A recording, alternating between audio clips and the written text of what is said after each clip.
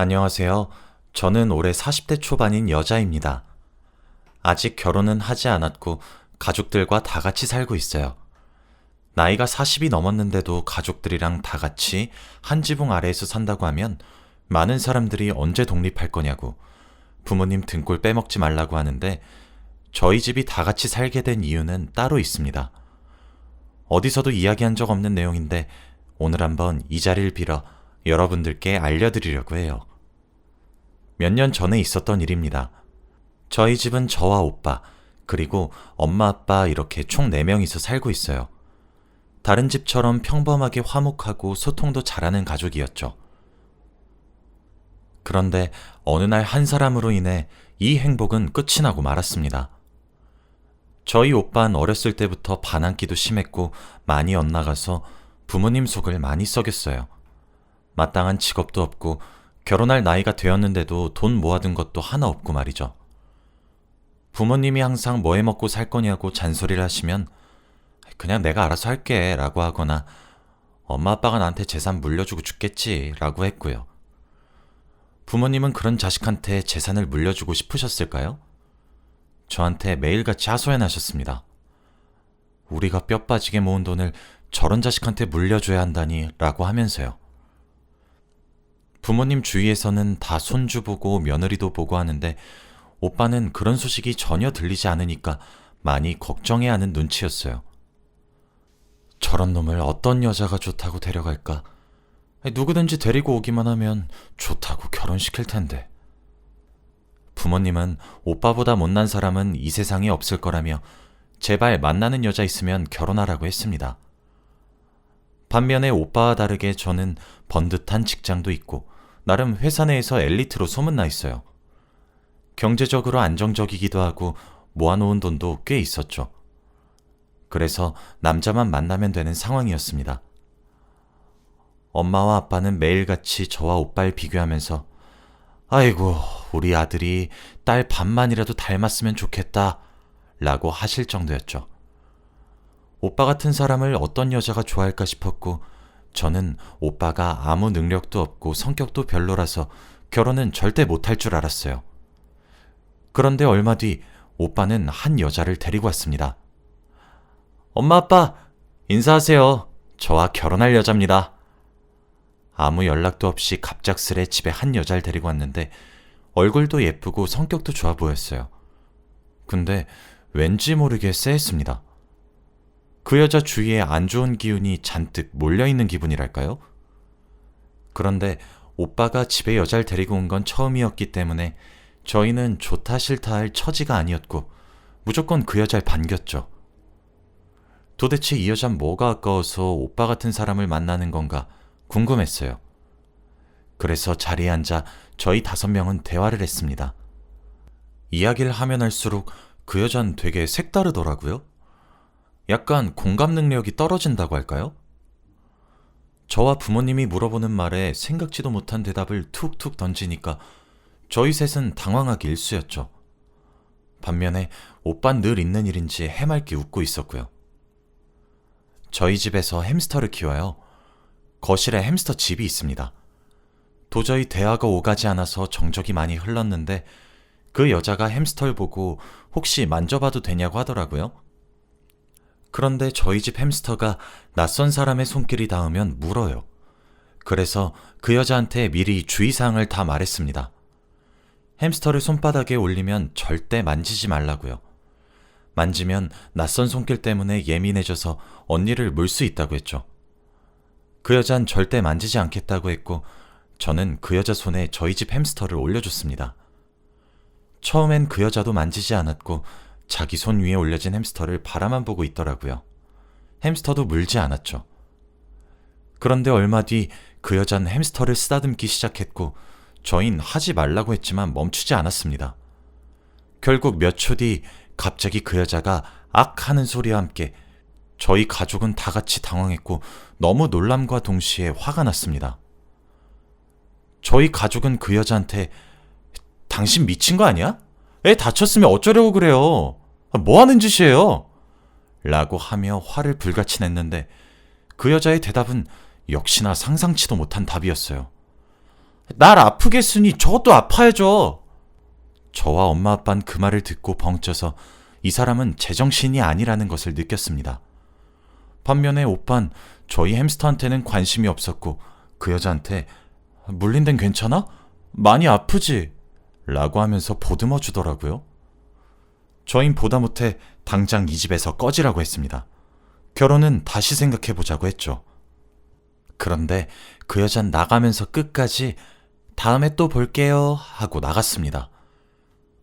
다행히 햄스턴 다치지 않았지만 많이 겁을 먹은 것 같았어요. 그렇게 저희 가족은 그 여자의 모습을 보고 결혼을 다시 생각하게 되었어요. 처음엔 평생 혼자 살 것 같은 오빠와 만나주는 여자에게 잘해주고 싶었는데 그런 모습을 보고 나니까 정이 뚝 떨어진 것 같았죠. 그리고 그 여잔 끝까지 사과 한마디 없었습니다. 오빠도 집으로 돌아와서는 아무렇지 않다는 듯이 행동했죠. 그런데 그 일이 있고 며칠 뒤 그 여자한테서 연락이 왔습니다. 제 번호는 오빠한테서 알았는지 문자가 왔더라고요. 아가씨, 소개팅 해볼 생각 없어요? 저번 일도 너무 죄송스러워서 사과의 의미로 괜찮은 남자 한 명 소개시켜드리고 싶어서요. 그 여자는 자기 직장 동료 중에 괜찮은 사람이 있다고 했고 한 번만 만나보라고 하더라고요. 처음엔 고민하다가 그래도 나를 생각해주는 것이 고맙고 저번 일에 대해 사과하고 싶어 하는 것 같아서 한번 만나보기로 했죠. 소개팅 자리에 나가기 전에 그 언니와 연락도 자주 하고 통화도 자주 했어요. 저는 그렇게 새언니 새언니 하면서 조금씩 친해졌습니다. 새언니 말로는 정말 좋은 사람이고 인기가 너무 많아서 직장 여자들이 다 넘보고 있대요. 그런 사람을 저한테 소개시켜준다고 하길래 전 잔뜩 기분이 좋아져서 새언니한테 밥 한 번 산다고 했죠. 소개팅 당일날 전 언니가 알려준 카페로 갔어요. 먼저 도착한 저는 어떤 멋진 사람이 나올까 하며 기대한 채로 기다리고 있었죠. 약속 시간이 조금 지나니까 어떤 한 할아버지가 제 테이블로 성큼성큼 걸어오시더라고요. 머린 백발이셨는데 나이와는 다르게 굉장히 젠틀해 보였습니다. 속으로 우와, 저런 아빠 있으면 정말 멋있겠다 라고 생각했죠. 당연히 저희 테이블을 지나칠 줄 알았던 그 할아버지는 갑자기 제 테이블 앞에 섰고 그러면서 저에게 혹시 신영씨 맞으세요? 라고 하는 겁니다. 전 그 말을 듣고 머리가 새하얘졌고 당황스러웠죠. 제가 이러지도 못하고 있으니까 그분도 어쩔 줄 모르시더라고요.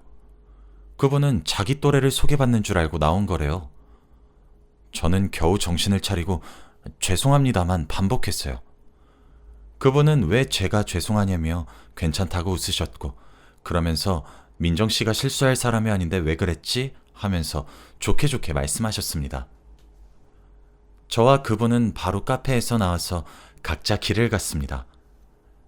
지금까지 가는 내내 새언니한테 배신감이 느껴지고 화가 치밀어 오르더라고요. 분명 저한텐 멋지고 인기가 많은 사람이라서 분명 좋아할 거라고 했는데 어떻게 나이 차이는 20살은 넘게 나 보이는 할아버지를 소개시켜줄 수가 있나요? 집으로 돌아가는 내내 화를 주체할 수 없었습니다. 새언니에게 전화해서 당장 집으로 오라고 했어요. 집으로 가니까 새언니와 오빠 그리고 부모님도 다 계시더라고요. 저는 현관문을 열고 들어가자마자 새언니의 얼굴을 보고 따졌습니다. 언니, 어떻게 할아버지를 저한테 소개시켜줄 수 있어요? 백발에다가 곧 있으면 지팡이 짚고 다니실 할아버지 저한테 소개시켜 주시면 어떡해요? 제 말에 부모님은 놀라면서 뭐? 그게 진짜니? 어떻게 우리 딸한테 할아버지를 소개시켜 줄 수 있어? 라고 했죠. 그런데 새언니는 당황해하지 않고 오히려 뻔뻔하게 정말 좋은 사람이라 소개시켜 준 건데요? 라고 하는 게 아니겠습니까? 저와 부모님은 깜짝 놀랐지만 새언니는 표정 하나 안 변하고 자긴 잘못한 거 없다는 식이더라고요. 전 말문이 턱 막혀서 아무 말도 할 수 없었고 새언니는 나이 많다고 차별하면 안 돼요. 이러는 겁니다. 역시 사람 쉽게 안 변한다는 걸 그때 깨달았고 저는 마지막이라 생각하고 새언니에게 할 말 못할 말 다 했어요. 언니, 우리가 언니한테 뭘 그렇게 잘못했는데요? 저한테 할아버지를 소개해주고, 그렇게 좋은 사람이면 저희 오빠랑 헤어지고 그 백발 할아버지 언니가 만나면 되겠네요. 이제 저희 오빠랑 그만 헤어지고 당장 저희 집에서 꺼져주세요. 언니 말 다 듣기 싫고 꼴도 보기 싫으니까 나가세요. 언니같이 사이코 같은 사람 때문에 저희 집 파탄 내고 싶지 않으니까 당장 꺼지라고요. 전 참아왔던 울분이 터지면서 눈물도 같이 흘렸습니다. 그런데 제 말이 끝나자마자 어디선가 손바닥이 제 뺨을 내리쳤고 저는 한순간에 고개가 꺾여져 나갔어요. 정신을 차리고 보니 제 왼쪽 뺨은 뜨겁게 타는 느낌이 들었고 상황 파악이 되지 않았죠. 바로 오빠였어요. 저는 믿기지 않았습니다. 오빠는 화가 잔뜩 난 표정으로 절 쳐다보고 있었고 전 생애 처음 맞아보는 뺨에 너무 무서웠어요. 이 상황을 보고 있던 엄마와 아빠는 오빠에게 미쳤냐고 그만하라고 난리였죠.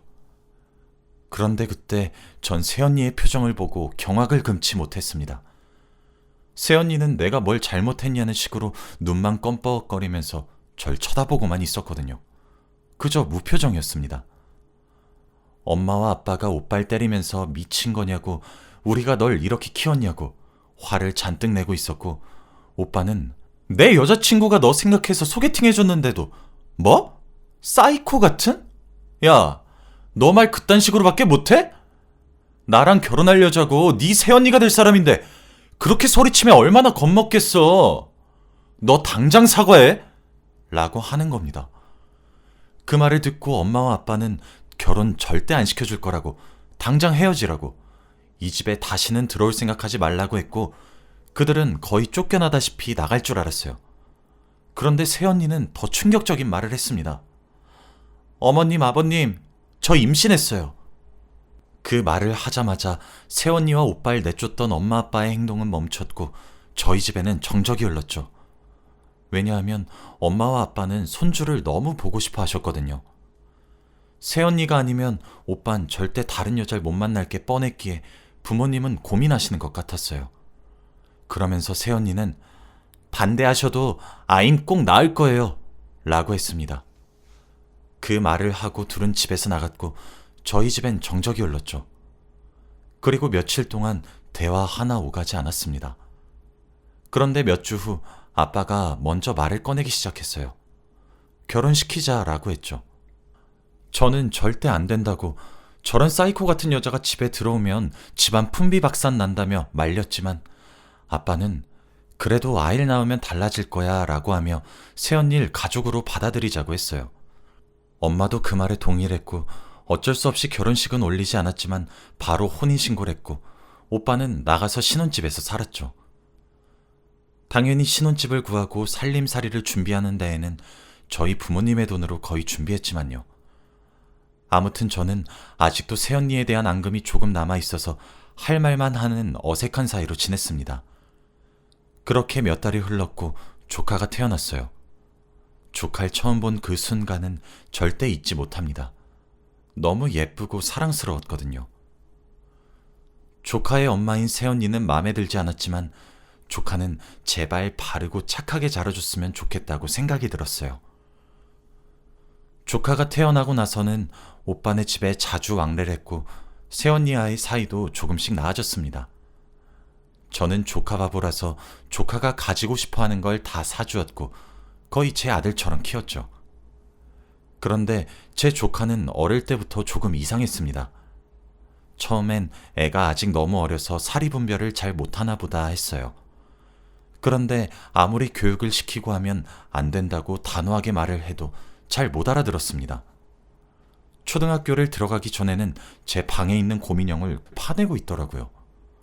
저는 그 모습을 보고 기겁해서 하면 안 된다고 말렸지만 아이는 제 말을 듣지 않았습니다. 조그마한 상처이긴 했지만 피가 났고 저는 아파서 손을 부여잡고 이랬죠. 그런데 조카는 제가 아파하면 막 좋다고 까르르 웃었고 솔직히 그때 정말 많이 충격을 받았어요. 이런 적이 한두 번이 아니었고 그럴 때마다 새언니와 오빠한테 말했는데 새언니는 원래 다 그러면서 크죠 라고 했고 오빠는 안 그래도 요즘 걱정이긴 해. 라고 했습니다. 새언니와 오빠의 교육 방식이 워낙 달랐고 이건 저라도 바로 잡아줘야 할 것 같아서 몇 번 단호하게 말도 해보고 혼도 냈습니다. 그런데 처음만 괜찮지 시간이 지나면 다시 돌아왔어요. 그리고 조카가 초등학교에 들어가고 나서부터 더 큰 문제가 생기기 시작했습니다. 조카는 학교에서 사고를 많이 쳐서 오빠가 학교에 많이 불려갔거든요. 처음에는 단순히 친구들과 투닥투닥거리고 말싸움 하는 정도인 줄만 알았습니다. 그런데 생각외로 많이 심각하더라고요. 조카와 같은 반인 친구가 조카한테 왜 내 눈을 똑바로 쳐다보냐? 라고 하면서 시비를 걸었대요. 그런데 그때 조카는 아무 대답이 없었고 무시했다고 합니다. 처음에 여기까지 듣고 조카가 잘 대처했다고 생각했죠. 그런데 다음이 대박이었습니다. 수업이 끝나고 쉬는 시간이 되자 조카는 아까 자기한테 시비를 걸었던 친구를 뒤따라 나갔고 결국 그 친구는 전치 10주가 나왔다고 합니다. 정말 심각한 수준이잖아요. 저는 이 말을 오빠한테 듣고 입을 틀어막고 아무 말도 할 수 없었습니다. 오빠는 그날 학교에서 연락을 받고 일도 다 내팽겨치고 학교로 가서 피해자 부모님께 무릎을 꿇고 사과를 했대요. 그런데 그 모습을 보고 있던 조카는 아무런 반응도 없이 무표정으로 그저 허공만 보고 있었다고 합니다. 다행히도 합의를 해주셔서 빨리 끝낼 수 있었는데 그래도 이건 너무 심각하잖아요. 집으로 돌아가는 동안 아들에게 혼도 내보고 다 했대요. 그런데도 못 알아듣는다고 합니다. 지금 계단에서 넘어진 친구는 병원에서 대수술을 하고 있는데 말이죠. 그 이야기를 새벽에 저희 집에 불쑥 와서 저와 부모님 앞에서 울며 말했습니다. 저는 바로 이혼하라고 했어요. 분명 조카와 새언니는 평범한 사람들과 다른 생각을 가지고 있다고 했죠. 그 사람들 옆에 있으면 오빠까지 잘못될 것 같았습니다. 그런데 오빠는 이혼할 수가 없대요. 제가 왜 그러냐고 물으니 갑자기 더 서럽게 우는 겁니다. 사실은 나랑 아내 사이에 둘째가 있었거든. 저와 부모님은 처음 듣는 얘기에 넋을 잃고 말았어요. 그런데 오빠가 하는 말을 듣고 정말 기절할 뻔했습니다. 오빠와 새언니는 둘째를 임신한 소식을 알고 정말 기뻐했대요. 새언니도 애지중지 몸 관리도 열심히 하고 태교도 했죠. 그런데 배가 점점 나오고 그러니 첫째가 심통이 났나 봐요. 결국 조카를 잃고 말았습니다. 새언니는 둘째를 그렇게 보내고 나니까 몸이 망가질 대로 망가졌대요. 그리고 정신적으로도 많이 피폐해졌고요. 가족들은 넋을 잃고 말았고 말문이 턱 막혔죠. 새언니도 이 사건 때문에 정신을 조금 차렸는지 아이가 남들과 다른 것 같다고 말했답니다. 저는 그날 오빠한테 진지하게 정신과 상담을 받아보라고 했어요. 오빠는 펑펑 울면서 도저히 못 버티겠다고 감당하지 못하겠다고 했고 며칠 뒤 오빠는 아들과 새언니를 데리고 정신병원에 갔다 왔죠. 3명 다 진단을 받았는데 결과는 놀라웠습니다. 조카와 새언니가 사이코패스 진단을 받았거든요. 당장이라도 입원해서 치료를 받아야 한다고 했죠. 그날 바로 입원을 했고 오빠는 혼자 병원에서 나와 바로 저희한테 왔다고 합니다. 이렇게 한순간에 사건이 일어나니까 저희 가족도 너무 당황스럽고 어떻게 해야 할지 모르겠더군요. 새언니가 집에 들어오기 전까지만 해도 화목하고 행복한 가족이었는데 하루아침에 분위기가 이렇게 변하다뇨. 결국 저흰 조금이라도 기분이 나아지기 위해 시골에 있는 전원주택으로 이사가기로 했어요. 주위에 자연이 있는 곳에 저희 가족 4명이서 사니까 서울에 있을 때보다는 많이 나아진 것 같습니다. 오빠는 새언니와 이혼을 했고 조카 양육권은 오빠가 가지고 왔어요. 그래도 자주 정신병원에 가서 면회도 하고 이야기도 많이 나누고 있다고 합니다. 지금은 몇 년 전 이야기지만 그때만 생각하면 아직도 생생해요.